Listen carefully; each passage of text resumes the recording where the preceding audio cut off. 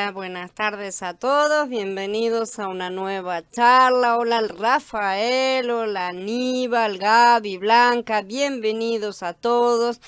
Vamos a dar comienzo a un tema que es un poco denso, por así decir, por eso lo dividí en dos partes, porque realmente hay que masticarlo mucho, ¿no es cierto? Entonces lo vamos a ver en dos veces que no son demasiado largas.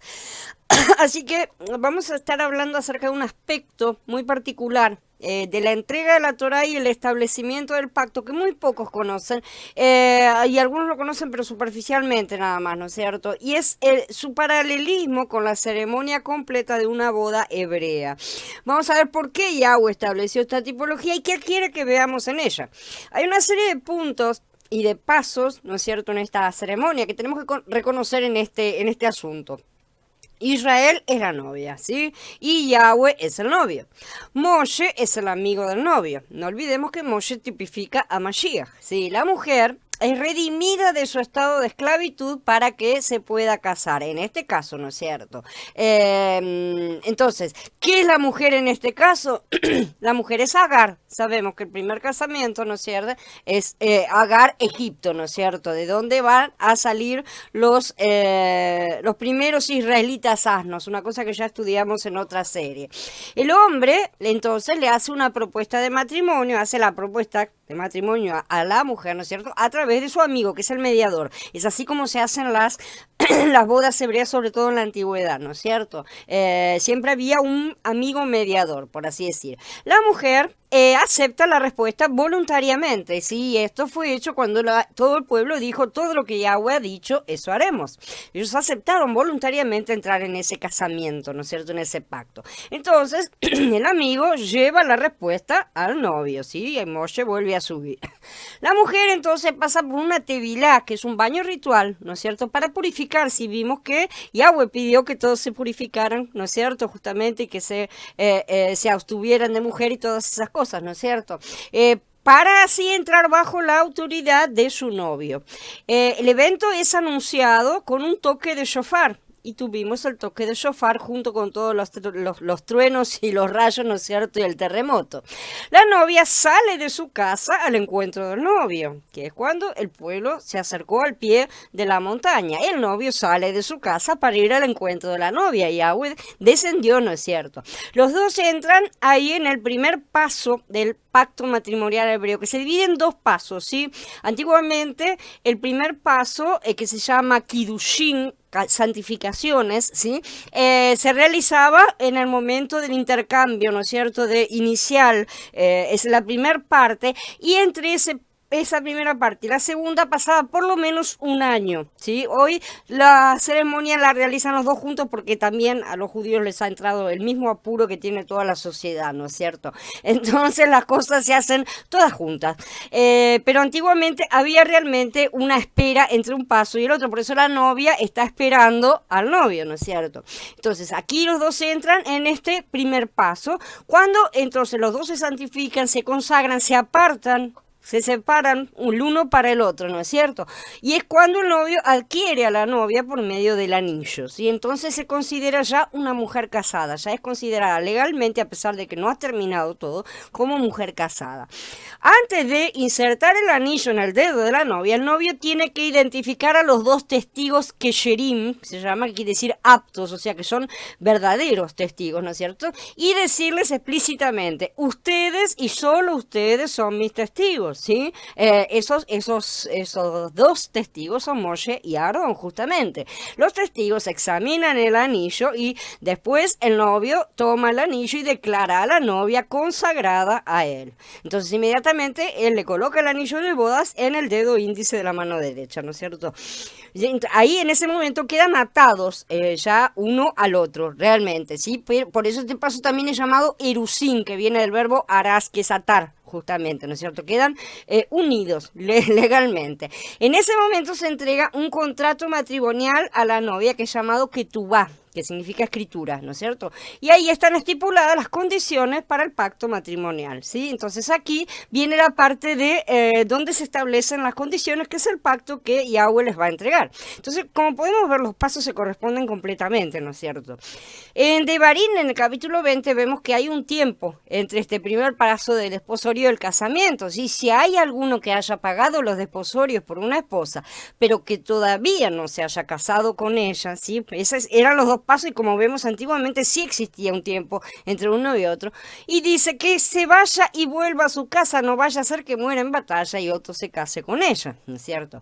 Y vemos también que el desposorio, o sea, esta primera parte, ¿no es cierto?, los kidushin, las santificaciones, ya se considera que la mujer es esposa, ya no es solamente una vez. Los dos siguen utilizando los dos nombres, los dos títulos de manera indistinta, novio o esposo, novia, esposa, ¿no es cierto? Pero ya es considerada como una esposa, de hecho, a pesar de que no lo es de forma técnica, ¿no es cierto? Porque aún no han tenido su primera relación, ¿no es cierto? No ha habido consumación.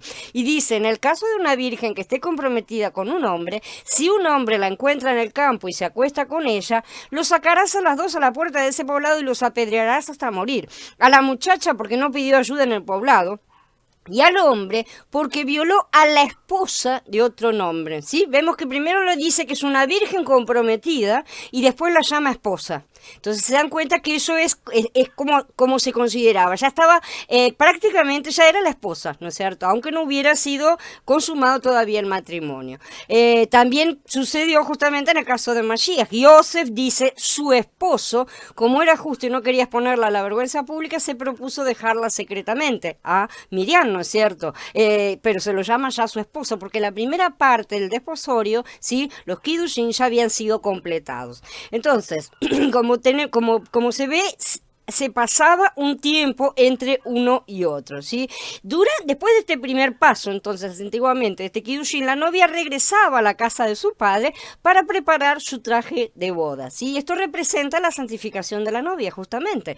Mientras tanto, el novio va a la casa de su padre para preparar una vivienda para los dos. ¿Qué fue lo que dijo Mashiach? En la casa de mi padre hay muchas moradas. Si así no fuera, se los hubiera dicho. Así que voy a preparar un lugar para ustedes. Cuando el padre del novio ve que los dos están listos, ¿no es cierto?, le da permiso a su hijo con un toque de shofar para que vaya a tomar a su esposa, ¿no es cierto? El hijo se va a la casa de la novia y la arrebata. Es toda una ceremonia, ¿no es cierto? Obviamente no la está raptando literalmente, porque la novia se deja ser raptada, pero es una ceremonia, ¿no es cierto? La arrebata para llevarla a la casa de su padre, donde se va a efectuar el segundo paso matrimonial, que es llamado lakaj. Justamente viene del verbo tomar, ¿no es cierto? O también es llamado nishubin, del verbo nasá, que significa elevar. Después del primer paso matrimonial, entonces son llamados de la misma manera esposo o novio, ¿no es cierto? O sea, no hay distinción ya entre las dos cosas, y eso es un punto muy importante. Tienen un pacto matrimonial, aunque no ha sido consumado, y no tienen el derecho de cohabitar todavía, ¿sí? Hasta pasar por el segundo paso no tienen el derecho, todavía se lo consideraría un crimen, ¿sí? Si alguien es infiel, entonces, durante este periodo, ¿sí?, entre estos dos pactos, por así decir, es reo de muerte, como ya vimos que dice en Devarim, ¿no es cierto? La mujer, aunque hubiera estado como no era violada realmente porque no gritó, entonces ella también debía morir. Esto implica entonces que cuando la novia, que es Israel en nuestro caso, fue infiel con el becerro de oro, que sería un amante que pasó por el camino, alguien que se le cruzó, ¿no es cierto?, de repente, Yahweh tenía todo el derecho legal de ejecutarla. Pero Moshe entró y salvó al pueblo. El pacto que después fue hecho tenía a Moshe como aval en ese momento. La relación entre Israel y Yahweh nunca volvió a ser como en su estado original. Realmente no podía. El pecado del becerro de oro hizo que no se pudiera consumar el matrimonio, ¿sí? Entonces hacía falta que un nuevo pacto. Evidentemente, como está escrito, no será como la alianza que hice con sus padres cuando los tomé de la mano para sacarlos de la tierra de Mitzrayim. Una alianza que ellos violaron, aunque yo fui un esposo para ellos. Él se considera un esposo. Ven que la diferencia entre novio y esposo ya no existe una vez pasado la primera parte.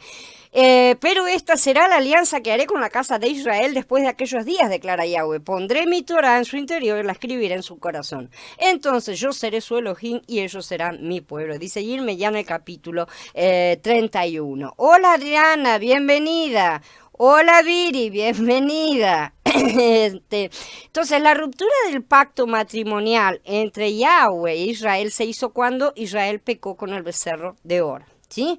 El Eterno dice que él fue un esposo para Israel, ¿sí? Que ella rompió el pacto, realmente fue ella la que pecó, ¿no es cierto? Entonces, esto implica que habían pasado ya la primera fase, que el Kiddushin ya había sido hecho pero no necesariamente habían hecho la segunda. De hecho, sabemos que no, porque la novia, Israel, pecó antes de recibir la ley. ¿No es cierto? O sea, antes de recibir siquiera las escrituras, ¿no es cierto? De la ley que se llaman Ketubá, ¿no es cierto? Entonces, antes de todo ya habían pecado, ¿sí? Y ahí dice, ciertamente yo la persuadiré y la llevaré por el desierto y la hablaré cariñosamente. Le daré sus viñas desde allí y el valle de Acor como cultivo de esperanza. Allí responderá como en los días de su juventud, cuando subió de la tierra de Mizraim. Y te comprometeré conmigo para siempre, te comprometeré con justicia y juicio, con amor y compasión, y te comprometeré con fidelidad. Entonces serás devota a Yahweh, dice Osea en el capítulo 2. En la primera celebración de Shavuot, después de su resurrección, de la resurrección de Mashiach, el mismo día cuando se conmemoraban el primer desposorio, digamos, entre Yahweh e Israel, porque es eso lo que se está conmemorando, vino el Ruach de santidad, ¿no es cierto? El Ruach HaKodesh fue derramado sobre los fieles de Israel para sellar el nuevo pacto del nuevo desposorio, ¿sí? En la misma fecha. Y escribir la Ketubá, que es el contrato matrimonial, en el corazón de la novia esta vez, ¿sí? Para que ella sea fiel y no peque de nuevo. El novio, entonces, es el hijo, según el Berij Hadashah. Nosotros lo sabemos, ¿no es cierto? O sea, aparece muchas veces él como el novio. ¿Por qué entonces se presenta aquí a Yahweh como el novio? ¿Sí? ¿Será que hay dos matrimonios? Uno entre el padre Israel y otro entre el hijo y la congregación o la iglesia, ¿no es cierto? Como la llama el cristianismo. ¿O será que los dos son uno, como afirman los unicistas? Hay que descartar la idea de dos pueblos del Eterno, así como la idea de que un padre es su propio hijo, ¿no es cierto? Y Yahshua HaMashiach no fundó una nueva religión, ni es el mismo Yahweh en sí, solamente es el hijo de Yahweh, ¿no es cierto? Que forma parte de él, pero son dos entidades separadas.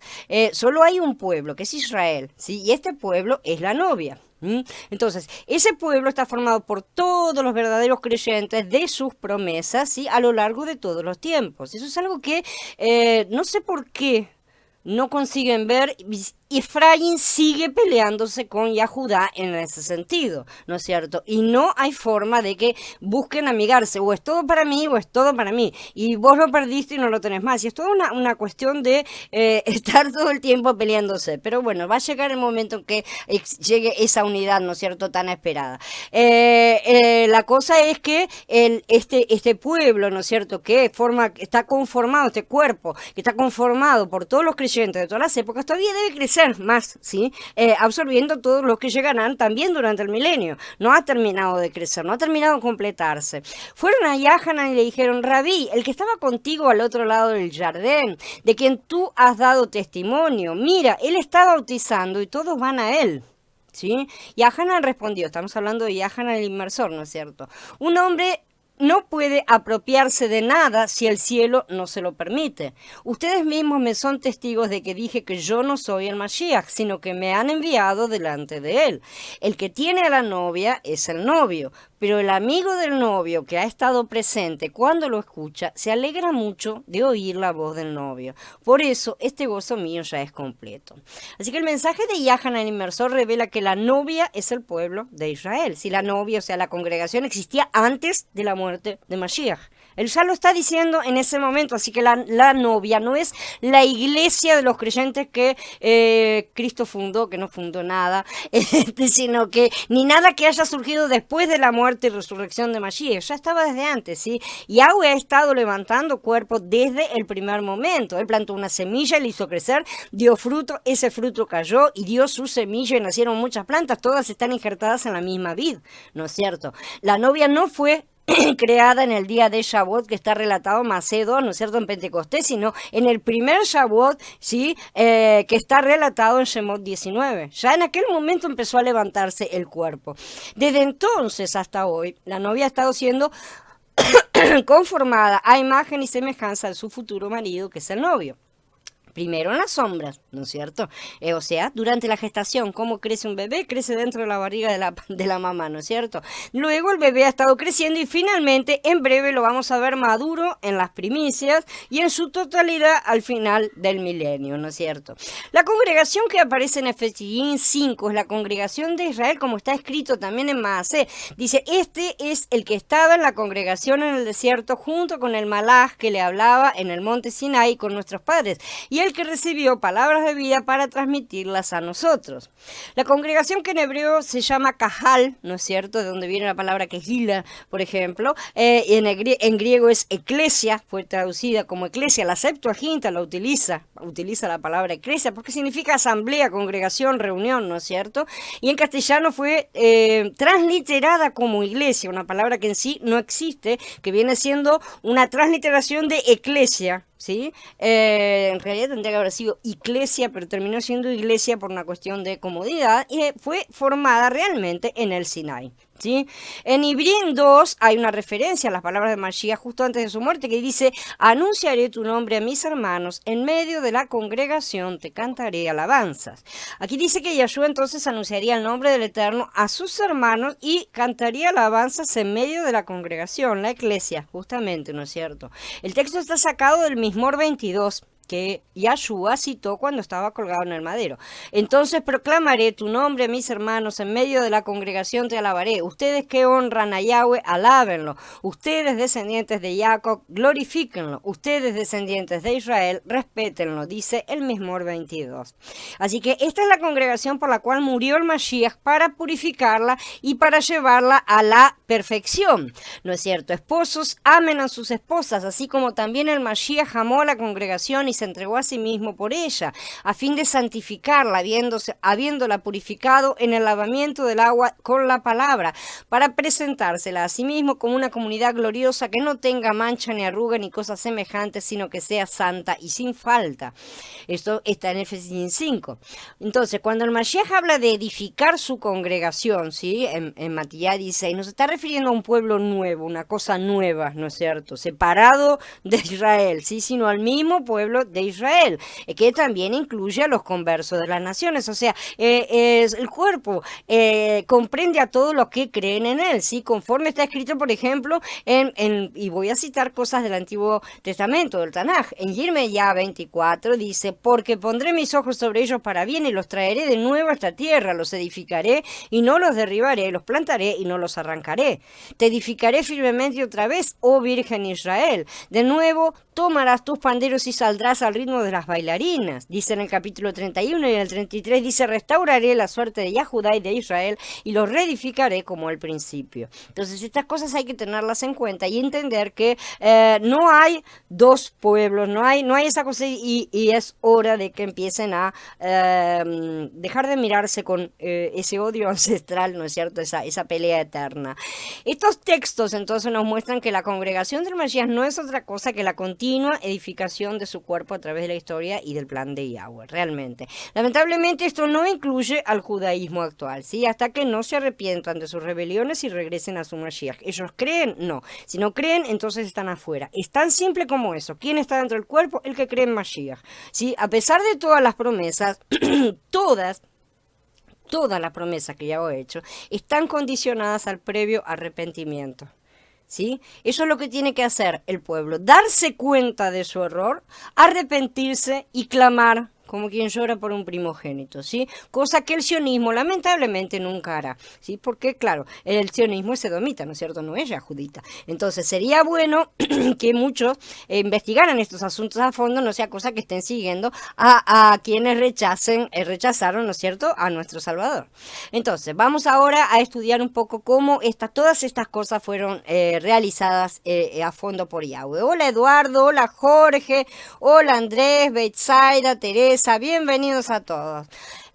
Mientras ustedes estaban muertos en los delitos y en la incircuncisión de la carne, y Elohim les dio vida juntamente con él, perdonándoles todos los delitos. Esto lo hizo al cancelar la acusación que nos hacían las ordenanzas legales y que nos condenaba cuando la quitó del medio al clavarla en su madero, dice Colasillín en el capítulo 2. Estos pasuquín son difíciles de explicar, ¿no es cierto? Muchos utilizan estos dos pasuquín para decir que Yahshua abolió a la Torá, ¿no es cierto?, a la ley en el madero, ¿sí? Pero ¿es esto cierto? Es que es esto realmente lo que Yahshua clavó en el madero. Yahshua clavó la Torá, o sea, la ley en el madero. Ahí sí, esto es lo que está diciendo Shaul acá en Colasillín, porque de acuerdo a Maasé, ¿no es cierto?, Shaul vivió en obediencia a la Torá. Y todos sabrán que las cosas no son como se les han informado acerca de ti, sino que tú también sigues guardando la Torá, dice Maasé en el capítulo 21, ¿no es cierto? Entonces, ¿cómo puede ser la cosa, ¿no es cierto? ¿Qué es lo que está diciendo acá? Que clavó la Torá, pero si Shaul todavía la estaba guardando. Es una contradicción, ¿no es cierto? Shaul también estuvo de acuerdo con toda la ley de los profetas, como dice también en el capítulo 24 más de Hechos. Sin embargo, les confieso esto, que le sirvo al Elohim de mis padres conforme al camino que ellos, los judíos que lo acusaban, llaman secta, creyendo todo lo que está escrito en la Torá y en los profetas. De manera que no puede después venir a decir que eso estaba eliminado, porque ¿cómo lo seguía guardando si lo había eliminado Mashiach? Evidentemente alguien está entendiendo mal alguna cosa acá, y yo no creo que haya sido Shaul. Sabiendo esto, entonces no podemos dejar que nuestras interpretaciones de las escrituras lo clasifiquen como un hipócrita diciendo una cosa y haciendo otra. Shaul fue un fariseo. ¿Sí? Originalmente él era un fariseo, ¿sí? Aunque los fariseos estaban empapados de sus tradiciones, ellos también estudiaban las escrituras, no es que no las conocieran, sí las conocían bien a fondo. Shaul igualmente estudió las escrituras y las conocía muy a fondo, de hecho todos sus escritos se basan en las escrituras, ¿sí? Ahora bien, ¿en qué escrituras?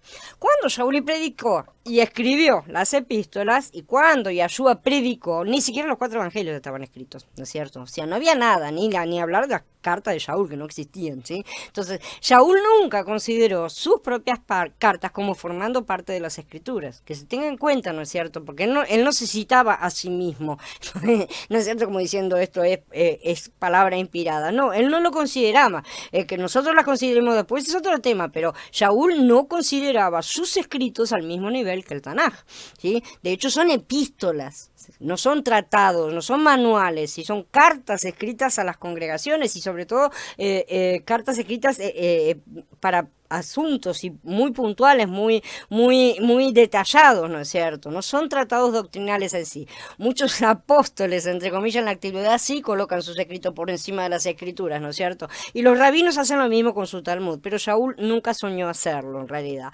Las cartas de Shaul son profundas y son complicadas, ¿sí? Ya Kefá mismo ya lo había dicho, ¿no es cierto?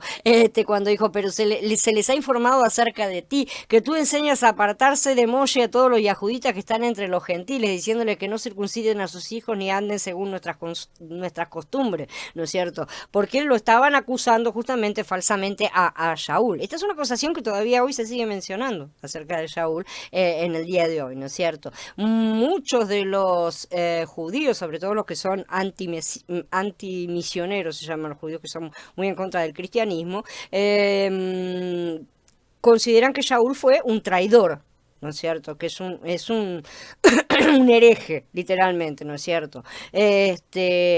Además, sabiendo que Kefá entonces también advirtió contra los que iban a malinterpretar todas estas cosas que Shaul decía, diciendo que la ley no era válida, ¿no? Y todas esas cosas. Y no podemos insistir en estar del lado de los malos intérpretes, ¿no es cierto? Si que Fayad en aquel momento lo estaba advirtiendo, seamos advertidos nosotros también. Nosotros tenemos que escuchar lo que los apóstoles decían, ¿no es cierto? Entonces estas cosas tenemos que tenerlas muy en cuenta. Con esto en mente y conociendo la historia de Shaul, que venía siendo un fariseo, ¿no es cierto? Que vivió de acuerdo a la ley y la siguió, la cumplió a rajatabla hasta que comprendió la verdadera forma de cumplirla. Así podemos comprender que él utilizará ejemplos de la ley y de los profetas. Él todo el tiempo está utilizándolo, ¿no es cierto? Él hablaba a los hebreos de la dispersión que sabían y entendían estas referencias.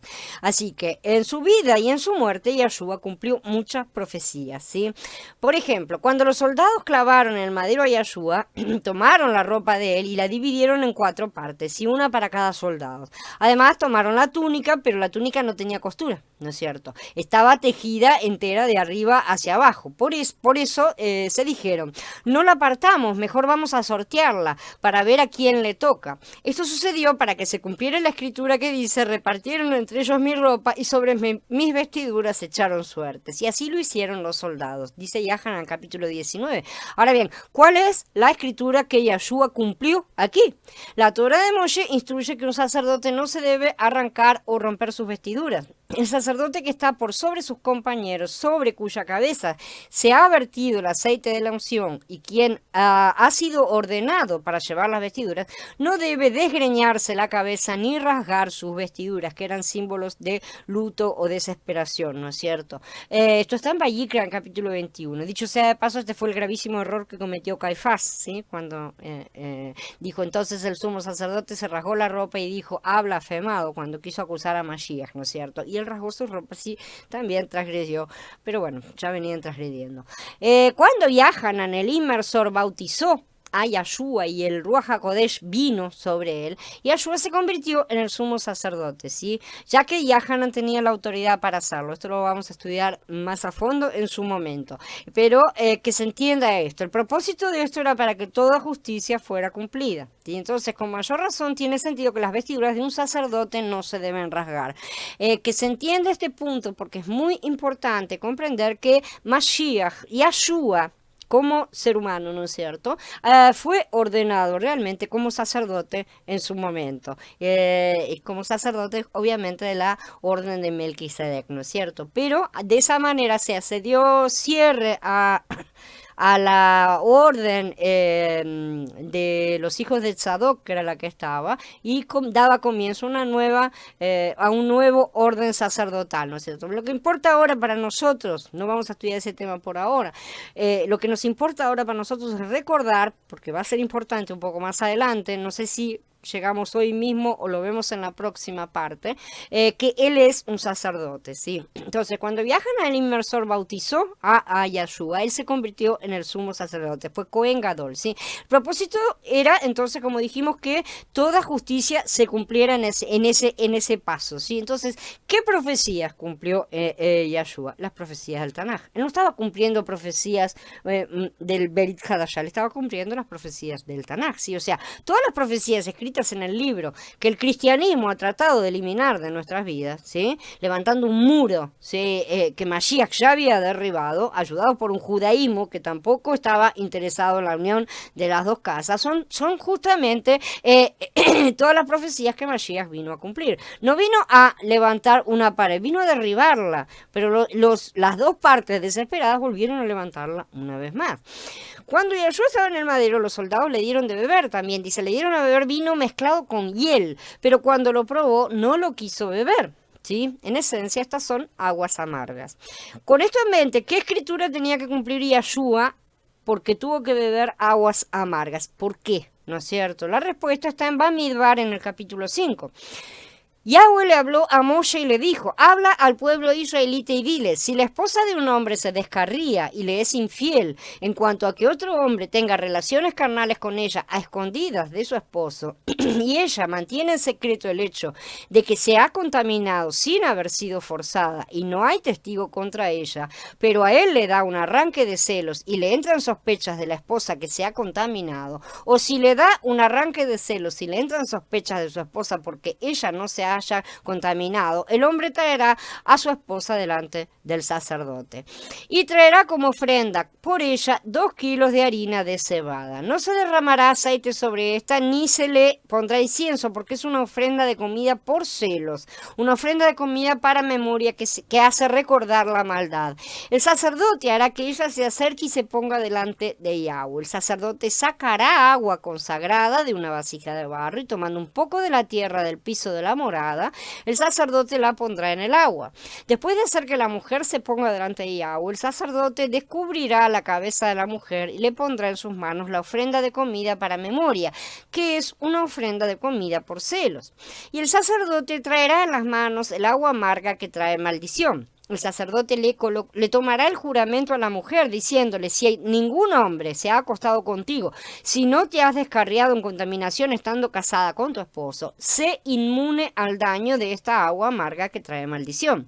Pero si te has descarriado estando casada con tu esposo y te has contaminado, si otro hombre fuera de tu esposo ha tenido relaciones carnales contigo, aquí el sacerdote administrará la maldición del juramento a la mujer, mientras el sacerdote procede a decirle que Yahweh te ponga como maldición e imprecación entre tu pueblo, haciendo Yahweh que se te caiga el muslo y se te hinche el vientre, que esta agua que trae maldición entre en tu cuerpo, haciendo que se te hinche el vientre y se te caiga el muslo. Y la mujer dirá, así sea, amén.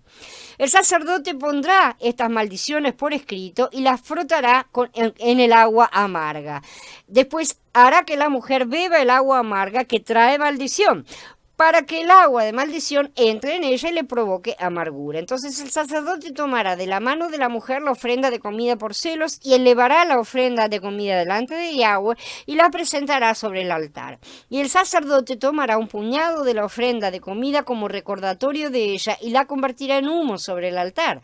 Finalmente hará que la mujer beba el agua. Una vez que la haya hecho beber el agua, si ella se ha contaminado por haberle sido infiel a su esposo, el agua que trae maldición entrará en ella y le provocará amargura, de modo que se le hinchará el vientre y se le decaerá el muslo. Y la mujer llegará a ser una maldición entre su pueblo.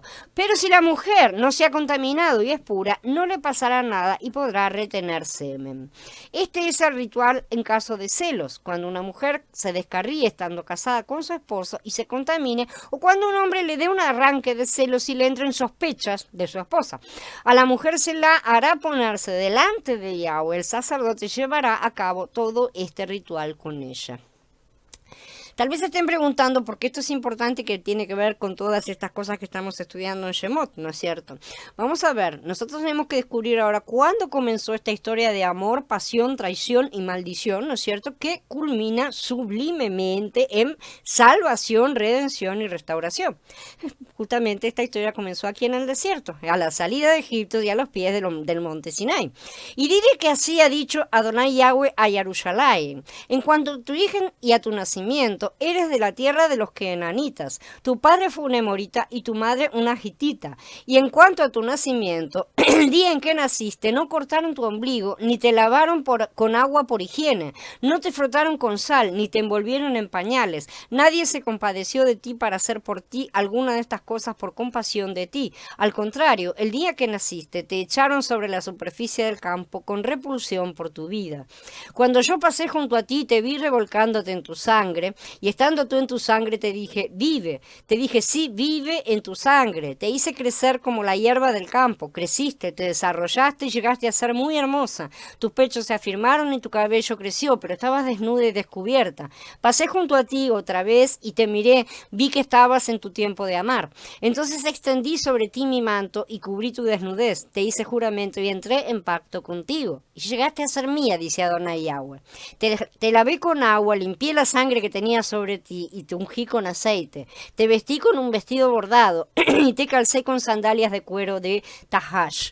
Te envolví lino en tu cabeza y te vestí de seda. Te adorné con joyas, puse brazaletes en tus manos y un collar en tu cuello. Puse un anillo en tu nariz, aretes en tus orejas y una corona hermosa sobre tu cabeza. Fuiste adornada con oro y plata. Tu vestido era de lino, de seda y de tela bordada. Comiste harina fina, miel y aceite. Llegaste a ser sumamente bella y alcanzaste la realeza. Tu belleza te ganó fama entre las naciones, porque se perfeccionó por el esplendor que puse en ti, dice Adonai Yahweh. Pero confiada en tu belleza y tu fama, te prostituiste. Vertiste tu lujuria sobre todo el que pasaba, fuera quien fuese. Tomaste algunos de tus vestidos y te hiciste altares de colores vivos, y sobre ellos fornicaste. Cosa semejante no ha sucedido ni volverá a suceder. Asimismo tomaste las bellas joyas de mi oro y de mi plata que yo te había dado, y te hiciste imágenes fálicas, y con ellas fornicabas. Tomaste tus vestidos bordados para cubrirlas, y pusiste ante ellas mi aceite y mi incienso. También tomaste mi pan que yo te había dado, la fina harina, el aceite y la miel con que yo te alimentaba, y lo pusiste delante de ellas como grato olor, dice Adonai Yahweh. Además de esto, tomaste a tus hijos y a tus hijas que me habías dado a luz, y los sacrificaste ante ellas para que fuesen consumidos. Como si fuera poca cosa tus prostituciones, degollaste a mis hijos y los diste para hacerlos pasar por fuego ante ellos. En medio de tus abominaciones y de tus prostituciones, no te acordaste de los días de tu juventud, cuando estabas desnuda y descubierta, revolcándote en tu sangre. Después de toda tu maldad, ay de ti, dice Adonai Yahweh, construiste plataformas e hiciste lugares altos en todas las plazas. En cada cruce de camino construiste lugares altos y convertiste tu hermosura en abominación, ofreciéndote a cuantos pasaban y multiplicando tus prostituciones. Te prostituiste con los hijos de Mitzrayim, tus vecinos de grandes miembros. Multiplicaste tus prostituciones, provocándome a ira. Por tanto, yo extendí mi mano contra ti y disminuí tu ración. Te entregué a la voluntad de quienes te aborrecen, a las hijas de los filistinos, las cuales se avergüenzan de tu conducta infame. En tu insaciable lujuria te prostituiste también con los hijos de Ashur. Te prostituiste con ellos, pero tampoco quedaste satisfecha. Multiplicaste tus prostituciones con los Kashdim, los caldeos, ¿no es cierto? Una tierra de mercaderes, pero tampoco con esto quedaste satisfecha. Cuán débil era tu corazón, dice Adonai Yahweh, cuando hacías todas estas cosas, obras de una prostituta atrevida, al edificar tus plataformas en el cruce de cada camino y tus altares que hiciste en todas las plazas. Sin embargo, no has sido como una prostituta, porque tú despreciaste la paga. Fuiste como mujer adúltera que recibe a extraños en lugar de su marido. A todas las prostitutas les dan obsequios. En cambio, tú diste regalos a todos tus amantes y los sobornaste para que vinieran a ti de todas partes para tus prostituciones. Cuando te prostituiste, contigo sucedió lo contrario de las otras mujeres. A ti no se te solicitó para la prostitución. Y eres diferente porque diste tú la paga y no se te dio la paga a ti. Por tanto, prostituta, escucha las palabras de Yahweh. Así ha dicho Adonai Yahweh, porque tu inmundicia se ha derramado, se ha descubierto tu desnudez en tus prostituciones con tus amantes y con todos tus ídolos abominables, y les has dado la sangre de tus hijos. Por eso voy a reunir a todos tus amantes con quienes tuviste placer, a todos los que amaste, a todos los que aborreciste, los reuniré contra ti de los alrededores. Ante ellos descubriré tu desnudez y verán toda tu desnudez. Luego aplicaré la sentencia de las mujeres adúlteras y de las que derraman sangre. Presten atención a este pasuk. Traeré sobre ti sangre de ira y de celos. Te entregaré en manos de ellos y destruirán tus plataformas y derribarán tus altares. Te desnudarán de tus ropas, se llevarán tus hermosas joyas y te dejarán desnuda y descubierta. Harán subir contra ti una multitud, quienes te arrojarán piedras y con sus espadas te harán pedazos. Quemarán tus casas con fuego y ejecutarán juicios contra ti ante los ojos de muchas mujeres. Así haré que dejes de ser una prostituta y que ceses de dar tú la paga. Haré que sobre ti se asiente mi ira, mi celo se apartará de ti y me calmaré y no me enojaré más. Dice Yahezkel en el capítulo 16, bastante fuerte. Hola Mariel, hola Abdiel, hola Ricardo, bienvenidos. Yahweh entonces es el esposo legal de Israel, ¿sí? Y como dice en Shemot 34, porque no te inclinarás a ningún otro Dios, puesto que Yahweh, cuyo mismo nombre es celoso, es un Elohim celoso, ¿sí? En Yirmeyá 31 dice, porque ellos por su parte violaron mi pacto, a pesar de que yo fui un esposo para ellos, ¿no es cierto? En Yeshayahu 54 dice, tu esposo es tu creador. ¿Sí? Yahweh Tsebaot es su nombre, ¿sí? Entonces debemos entender este punto claramente. A pesar de que no se terminó de cumplir la ceremonia completa, ¿sí? La primera parte ya declara a la novia, pero así ya está el pacto a medio encaminar. La novia ya era considerada como esposa y por lo tanto el novio como esposo, ¿sí? Entonces tenemos que recordar ahora en este punto que nosotros somos Israel también, ¿no es cierto? Entonces tenemos que entender que dentro del plan perfecto de Yahweh nunca hubo lugar para una tercera esposa, o sea, el cristianismo que supuestamente considera que, bueno, descartaron la primera, ahora viene la segunda, ¿sí? Sino que lo que Yahshua vino a hacer fue a buscar a la perdida y a la descarriada y vendar a la perniquebrada y fortalecer la débil, como dice Yahshua en el capítulo 34.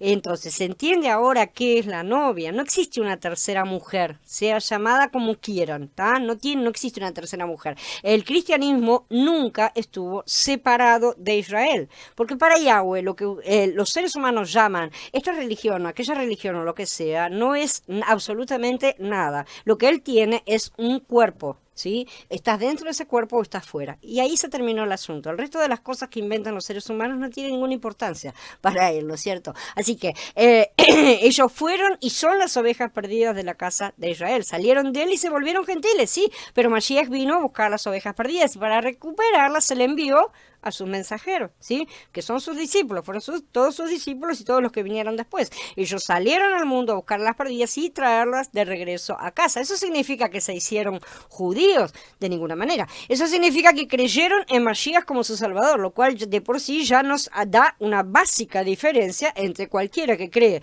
en Mashiach y los judíos que no creen en él, ¿no es cierto? Él es el camino, Mashiach es el camino, no hay otro por el cual podamos regresar al Padre, ¿sí? De manera que aún habiéndose dado a sí mismo otros nombres, ¿no es cierto?, que se llamen como quieran, ¿sí?, porque fueron también ferozmente perseguidos en una instancia primaria por el judaísmo edomita de la primera época, ¿sí? Tengamos eso también en cuenta, ¿no es cierto? Y eso fue para que surgiera la expansión, ¿no es cierto?, que era necesaria en aquella época. Y aunque en lo exterior no se viera nada, en el plano espiritual esos estaban siendo injertados en la planta de Israel, la cual está en la vid, que es Mashiach.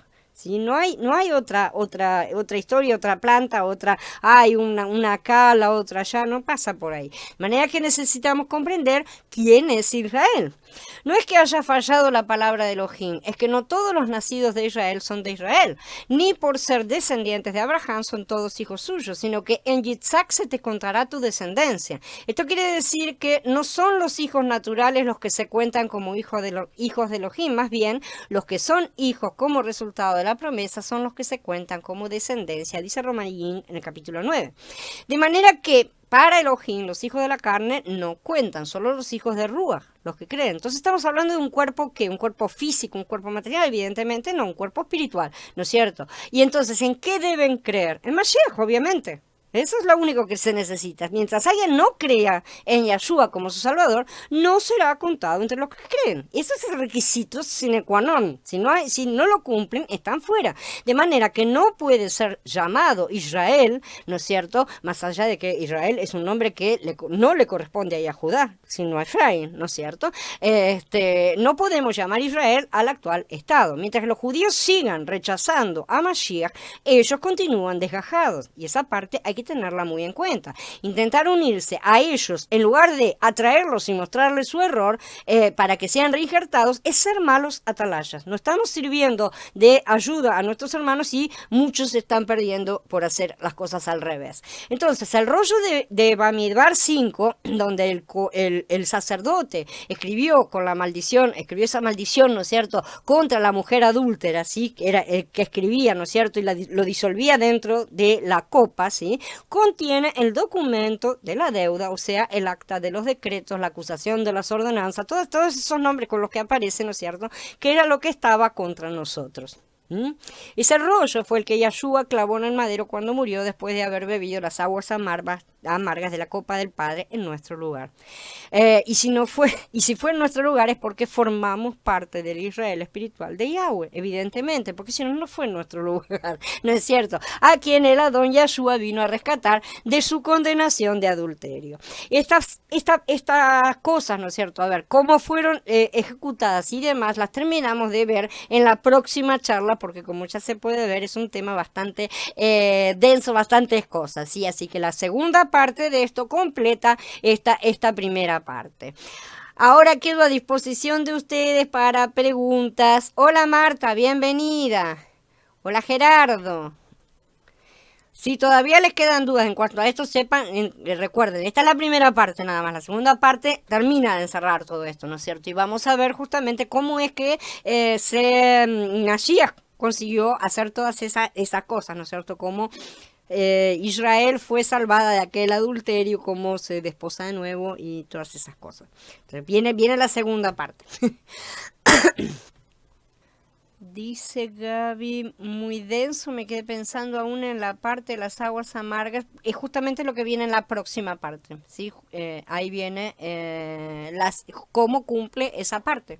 Bueno, no está explicado acá, por eso les digo que si no han terminado de entender el concepto completo, es comprensible en sí, porque es un concepto bastante denso y si no se hacía muy largo y muy pesado realmente. En sí no daba para uno y había que dividirlo en dos partes. Por eso la próxima parte, ¿no es cierto? Pasado mañana, encierra justamente esa parte. Cómo Yahshua cumplió con todo eso, porque ¿qué logró justamente? Con todos los pasos que él dio en aquel momento. Yo les recomiendo en sí que lo vuelvan a escuchar, lo relean, ¿no es cierto? Y miren un poco todos los pasuquí mencionados y todo, para la próxima charla, entender un poco mejor, ¿no es cierto? Porque realmente hay muchas cosas que se están reuniendo aquí, ¿no es cierto? Y hay que entender justamente que eso es lo que necesitamos hacer, unir las cosas, sacar del tesoro, del viejo tesoro y del nuevo tesoro, ¿no es cierto? Hay que unir las cosas que han sido separadas y no deben estar separadas, forman parte de la misma historia, ¿no es cierto?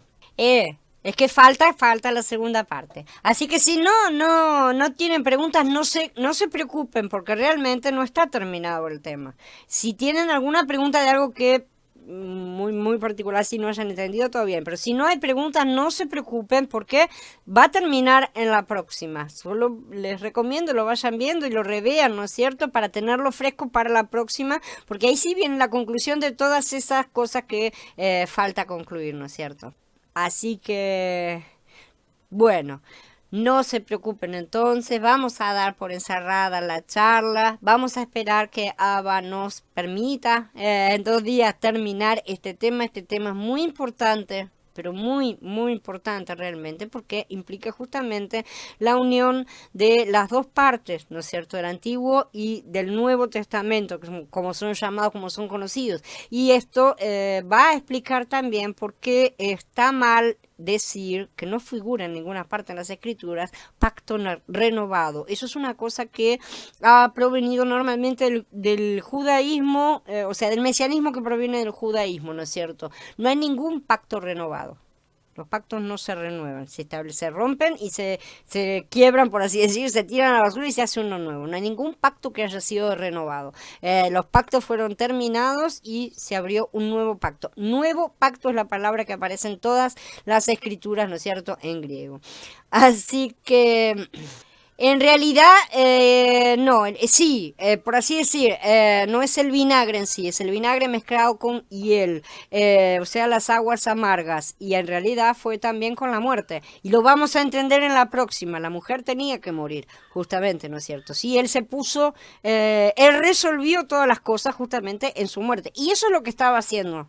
Sí, porque la gente cree, bueno, tenía que ser un sacrificio, parece como que fuera, bueno, que era el malvado Dios del cielo necesitaba un sacrificio, ¿sí? Había que matar a alguien, entonces, pero no es así de simple la cosa, tiene todas las partes legales que vino a cumplir y que resolvió bien, y va mucho más allá de esa comprensión, ¿no es cierto? Así que, en ese sentido, sí. Las aguas amargas, exactamente. Las aguas amargas son lo que él bebió en nuestro lugar. ¿M? Y es lo que muchos van a beber porque no quieren beber de su copa, ¿no es cierto? Entonces, como la copa de ellos mismos les será derramada cuando se derramen las 7 copas. Léelo, Betsaida, si no lo terminas de entender en cuanto a la mención de los judíos y de los edomitas, es porque está en otra serie, que no sé si la leíste, que es la serie de la cebada, el trigo y las uvas. Ahí es donde está explicado ese punto. No sé si te referías a eso o si no entendiste, porque, bueno, no sé, con respecto a lo que estaba ahí nada más. Así que fíjate cualquier cosa. Dice Gerardo, de pacto renovado lo habla mucho el mesianismo, exacto, el mesianismo moderno de hoy lo basan con pasajes Jeremías, creo que 31, pero Jeremías no dice renovado, renovaré ni nada por el estilo tampoco, haré un nuevo pacto, dice. Entonces, son todas esas cosas, los tecnicismos, cuando vamos a lo legal son importantes, nos muestran los detalles, ¿no es cierto? Entonces, no existe lo del pacto renovado, no se renovó ningún pacto, se hizo un nuevo pacto, no necesitaba ser renovado. ¿Por qué? Porque este pacto estaba incluido dentro de la promesa. Lo que importa no son los pactos, sino la promesa. Esto lo vamos a ir viendo mejor ahora a medida que vamos avanzando justamente en todas estas cosas, ¿no es cierto? Shalom a todos. Y entonces, hermanos, si hay más preguntas, más comentarios. Bueno, entonces vamos a dejar para la charla de mañana. Les recuerdo que mañana tenemos la otra de la oración. Seguimos avanzando en esos puntos de la oración, así que los espero a todos mañana. Si Abba nos permite unirnos nuevamente. Así que shalom a todos, hermanos, y hasta mañana.